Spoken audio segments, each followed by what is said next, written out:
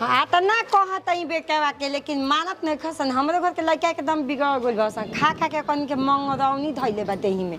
आई रोज मीटे मछली में खाला हो आई काल्हे आहरा मराइल मलाइल काल्हे कहानी करे गरई मछली बना देले अब नहीं फेन ले के ध देलस आ जाना तक हाँ उनका मने ऐसा देह बा माना बाबू बनी तक खाइए ली हम ना रहम त आ यही के चलते हम ई कुल बनावट ढिल्ले बाई 9 महीना के ना बनी नू ओकर बाद हो जाए देहिए छूट जाए तबे ई कुल बन लेकिन हमारो घर के जौन बाबा सनू एकनी के चाल से घर में नू एकदम जौन ना कहे के तौन करहट करवा के ध देता बस नहीं हम का कहीं एकनी के मारे हम खुद परेशान बनी हे माई रे माई इसको चलाले नहीं खेत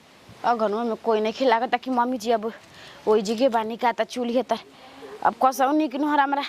खाए के मन न कहते त हो आ लगता कि कितनो कोई चटक मटक बनावता न तो गमा के आ जाता टे मम्मी जी कहतन ये कनिया मत खा अब कसौ त हम खइबे कर हमारा गमक से रहल जाता हमारा लगता कि अब इतना दूर में चले में देखा कितना हफैनी छूटे लागल बाबू अब जाता नहीं मम्मी जी के फुसला के आ कह मम्मी जी देही न दे खाली चलाही के न बटे मम्मी जी के बगेत के आराम से बैठ के उज के लेके खाइम बाप रे बाप ताकत नहीं हमारे पे किया बतिया ओही माई रे दादा खाई अब जब ले ना खाइम नु तब ले हमारा रहले ना जाई निक नुहर आ मम्मी जी कहती कने तू खइबे मत कर बाप रे बाप कहाँ चलल बउए निया बैठो घरवा में मम्मी जी बैठले नहीं खे जाते अब जाना था ये बने कि अरे वो सब बनावे नहीं तो रहले ना जरा हमारा अरे कुल नहीं खे खाए के तहरा इने तो मन खाइम ना आ दवाई चलता इतना महंगा ले कलकत्ता ले दवाई आवत हुए खाइम ना टेंशन रहुआ मत ले इतना दिन से इनमें झेलल लेके पटना से दवाई करावल तब आरा ले आ तब इनमें कलकत्ता गोला फेन तू हेजे काहे आ गोलू मम्मी जी जब चूल्हे तर ना बैठे तो हमारा रहले ना जाला जाई ना जाई हमारा ठंड लगता है मैं जे बैठल बने देखा ई कुल नहीं खे खाए के खइबू नु ना खाई चंपी काहे के दवाई ना खाई मम्मी जी देखा पहला कर जिन खा लेनु तो लड़के के अंश में जाला पहला कर लड़के के मुंह में जाला तू खइबू है तीता आ कांखे वाला जाके धस जे लड़का के मुंह में केनहु त का करबू हां मम्मी जी के कहतन लड़का पर कुछ माच आवे दे बताई कुल नहीं खे खाए ये हमारे को दिल के टुकड़ा बाड़ा जितना फल फूल आइल उ सब खइबू त ठीक होवे त देही में ताकत मिली मम्मी जी उ सब खातन त निके नहीं खेलागत रो से का कहीं उल्टी नियाज करता कहत खइया जन हमर बात मान जाइए जन लू ना खाई मम्मी जी जाई रे हम ना खाई जा तई तो पदे तो खइ हम त ठीक नु हमरे बात मानी है तोपत काहे बानी इधर क्या के देखी है अपन शरीर देखी है माने त देहिया ले बढ़ के माछे मछली नहीं खे ठीक नु ठीक मम्मी जी हम देखत तनी दुआरिया पर गजत चमकत ये गोंठा भींज मत जाब जाई तनी तो पले आई हां जाई भगवानो अते कइले बा देखत तनी बाप रे हमरा रहल जाता हो आ मुर्गा मछली हम देख लेता नहीं तो लागत कि कब लार हमार टप से चू जाए यहाँ हमारे बाबूगा न सब करावत टे हाँ चलो उठलो बैठलो नहीं खेनु जाते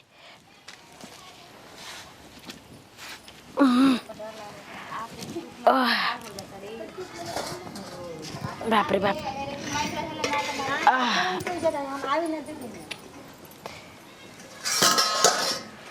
हो मारे में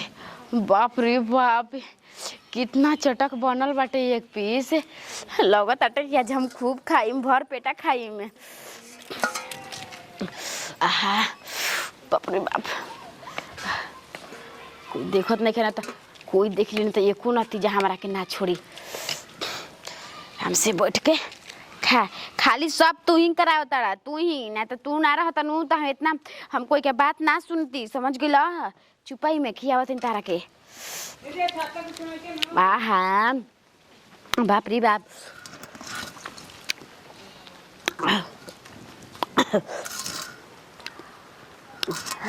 यही कहल बा हो कि जब ले आदमी ना खुन तब ले रहले ना जाई मम्मी जोरी मना करते एक कन्या मत खा तारा कहाँ कहाँ के दवाई चलल पटना के दिल्ली के एक मतलब का चलल तो हम ना खाई हम खाई मच देखो तनी बाप रे बाप कितना अच्छा लगता है कोई देखे तो कह दे कोई देखे कैसे दीदी लोग है नहीं कि जब मम्मी गई होने गोइठे उलाटा तो हम लब से कि खा ले तनी।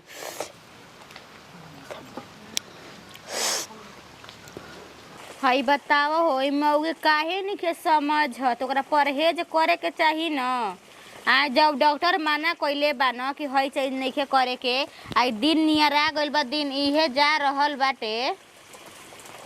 तो ओकरा करे के चाहत रहे कि नहीं लेकिन तपर भी ना ए दादा कनी मनो बतिया कहला पई लड़की के बाउर लागता मेहरानू के न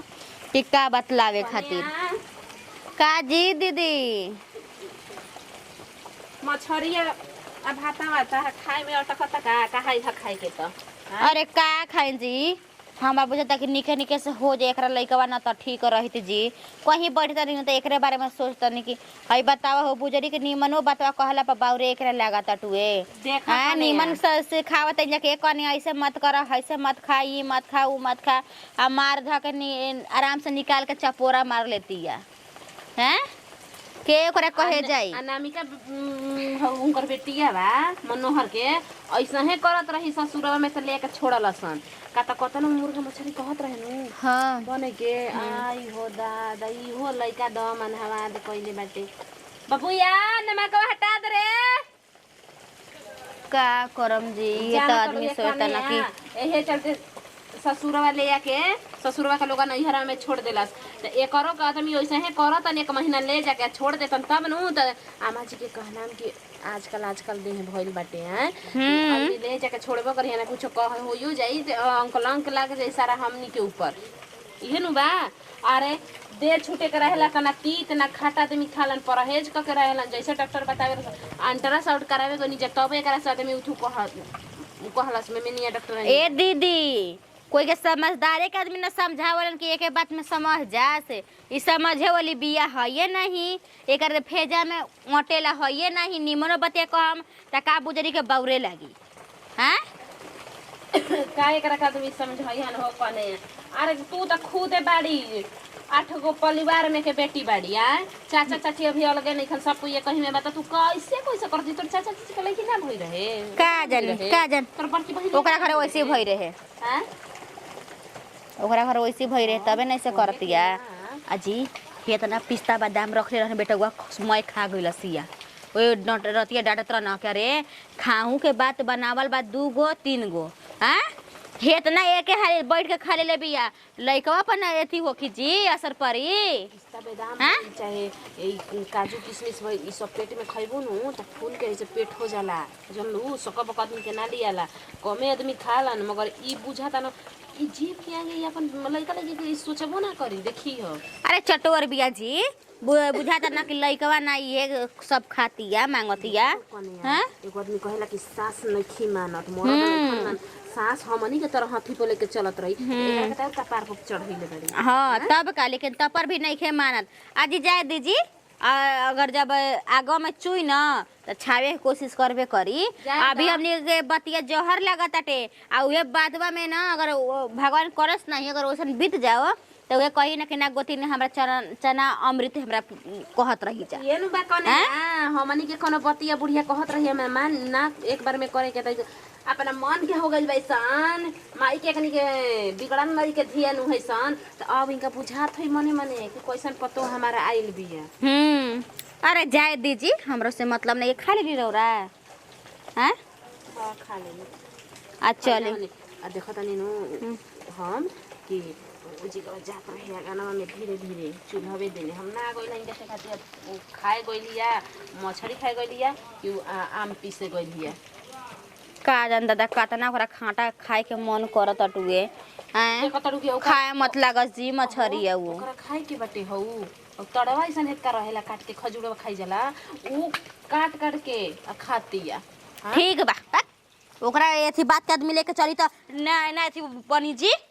हैं के निमने बात ना समझाव त ओकरा बाउर लागत टे के निमने नु समझै खराब थोड़े सिखाई एगो हमनी के दुगो गोते नहीं रही जा पहिले कातना मिल जुल के रहत रही जा जवने कोई घर में सिखावत रहे ओहे बात पर एकदम ठहरा रहत रही कि ना है इससे नहीं के करे के ऐसे नहीं अरे एगो रहेला कि सास कहतड़ी गोतनी कहतड़ी मरद कहत परिवार कहत ससुराल के लोग कि काम कर खा पिया ऐसे कर बर्तन खींच धो कपड़ा खींच तोरा का कुछो नहीं के कहा तरे कहा था कि बैठ के तू चुपचाप जवन दिया त उहे सादे भोजन ऐसन खा मछली तारल दिया ना खा गइलिया आ राशन के माना भइल बाबू देखा का करत बाप रे बाप कुछ भी कहा आम खाए में इतना निक लागल न इतना निक का कहे जगो हम कहिए से कहता नहीं आम हमारा के लाइन जा जी यहाँ सब सुनते नहीं जा आई दादा आम खाए के मन करता कुछ कुछ कुछ आदमी खाए के मन करता तभी आदमी खाए तभी न तनिक निक लगी हमार बाबू तनिक ठीक रही आ ना तो ना खाए तो लचुआ ना हो जाई तो सबको कहता कि ना खाए जला तू घबरो मत तोरा हम पारा पर सब सामान खियाई कुछ भी कहा आम के सीजन में ना आमे खाता बड़ी निक लगला ये पता नहीं नीमक रहते का हो का खाता हूँ हाँ देखी देखाई बो के चोराई बो हाय हाय देखी तोरा दादी मोई का खाता वे रे भैया आम खाता वे तोरा कमाई पड़ ना भी अरे खट्टा मीठा खाए के तीता तो तोर खाई जरूरी रहे खाए के मन करते तो तनकी खा ले तोरा बुझा तेरा कितना रुपया लगा था तोरा में हम जानता नहीं कि पैसा ये आदमी बाऊ तो हई लेबो हौ दवाई कराबो हई करो तो बढ़िया बाल बच्चा हो अजी तो मतलब बबुआ के लड़चुआ ना कह दी बताई ना होता है तीता खातो कर दिमाग पर चौकी तो का कुछ खइनी कहां खइला है कि ना खाना ना अभी कहां खइनी हम कुछ हां कुछ अभी कहां हेने मुहावा क के बोल हेने कहां कुछ खइनी बोल तो बोल कहां कुछ खइनी हां मछरी खइला है कि ना रे गम कत कि ना रे हां ना जी बात माने तू कसम खो त हमर खइला ना आवे खो तो कसम ना खा जाला खो ना तू खा के बताओ तो खइला कि ना ना खा जाला ना तू खाए के बा खइला आवे नु बाकी बताओ हां हां जे साफ ले भी तबू का हो गई मुंह पे लागल बा लइको के मुंह पे तोरा कहता ना डॉक्टर समझैलस रे घर ले ले बर ले ले सब कोई समझावत भौजी तोरा के अब का कहीं तोरा ऐसा तोर देह ना रहे तो मार के तोर लोला में थूक देती हम मैं तार चिप चला निकल जाई तो बताओ होते होते खटाई के फारी लेके खाती है अगर तो ना की बात दिमाग मतलब खाना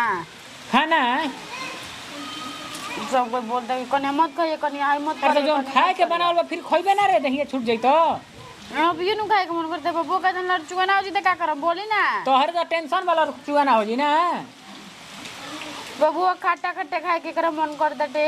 मछली और कुछ कुछ कर मुर्गा उर्गा पिस्ता उस्ता खाए के मन करता सर आई में मार दे मुहा फुट जी जानत नहीं तू हमारा के बदमाश कहीं के हरामी अब बोतनी क्या करम करम हम बताई क्या करम दे दे तोरा तना क्यों डर नहीं खेलागत रे तू देखला नु अभी तोरा गांव में का भइल तोरा भौजैया के खइले पियले के वजह से नु तार जीव नहीं खेत रुकत को दिन और बड़ुए जी बना गए एक तो चाउर खाती है लइका जानते कैसन होई चाउर खाता है तो मैं ओकरा पर चौक जे तारी चौरावा उजर उजर हो जाई ना करनी तो उसे हमरे रहले ना चला तो कहू हम अपन पेट के थी भाई ना लइकवा के नहीं हुई देखत मुंह कहने की देखो दे सब सपना पर बुझा पानी फेरी हमर कोई धर कुल हमर डुबाई बेकार है ना और खइबे ना रुक तू ऐसे ना मनबे हम माई ले कहा तनी भौजी ले तब तू मनबे ना जी मन कोए ना कहीं हम तारा के तू यही तर फिर नु खइबे रे रुक जो जाते तू ऐसे मनबे ना रुक ना तू हां ये दादा मर जीव तो कदर बोल पर का करी मतलब खाता खाए के मन करते तले मछली मुर्गा तले पिस्ता फिर से तू काजू छोड़ा सब खाए के मन करते त खाई ना आ ये सब मत खाली काजू छोड़ा कहत नहीं खाए के और तीता सामान खट्टा सामान तोरा नहीं के खाए के त का करी मतलब हमरा खाए के मन करते त सही चुपचाप ना नहीं कुछ ना खाई बताव ये दिन जात है कहत है कि तनी और पैसा मांग के घर इंतजाम कर दस है कब का होई रात बिरात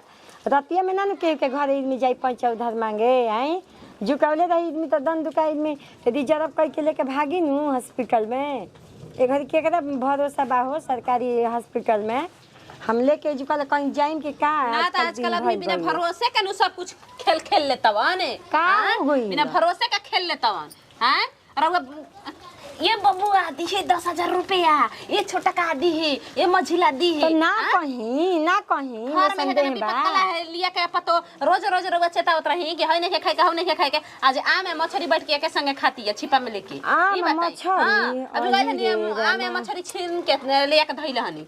ई बताई बोले लगा के ना हो। खाता त हई दुखाता उनका पेट डांड दुखाता। अरे हम काता ना समझाई ओकरा के लइका बिया हो का पीछे पीछे लाग रही। अब ये खोलवावा तनी लइके में लइका होखे लागले। हां अब मत कह ई कुल हमरा से बात उनका नहीं बुझात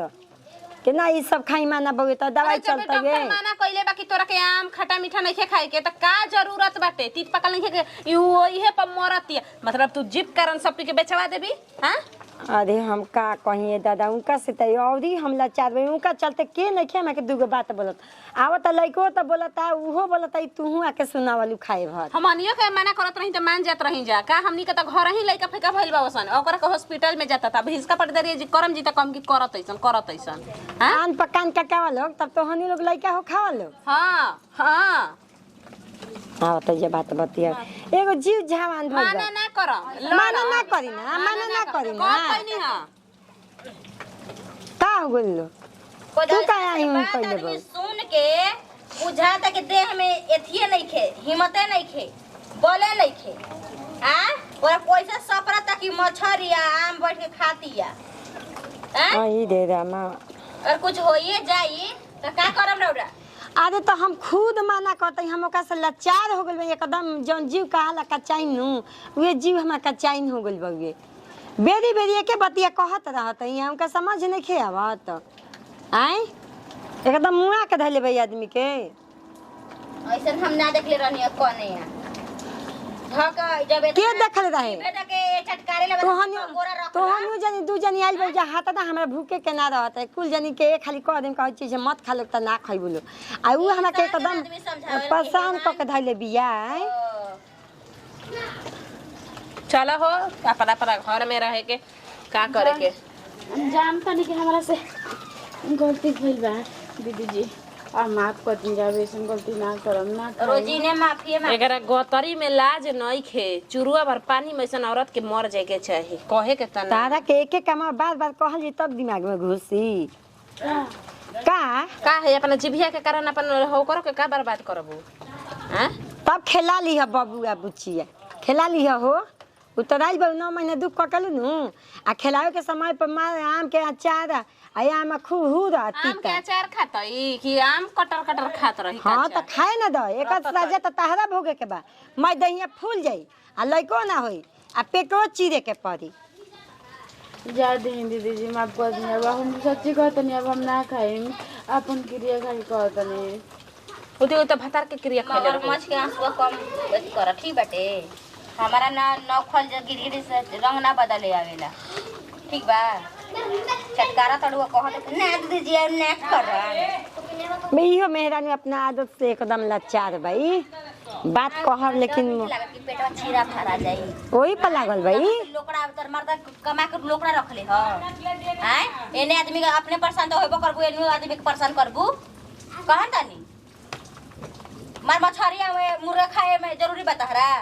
ना दहिया छुप जे तो ना खाई हम तो कहत नहीं कि मुर्गा मछली मत आओ घर में। अरे हम माना कतई हो ले आके उधा देलस ना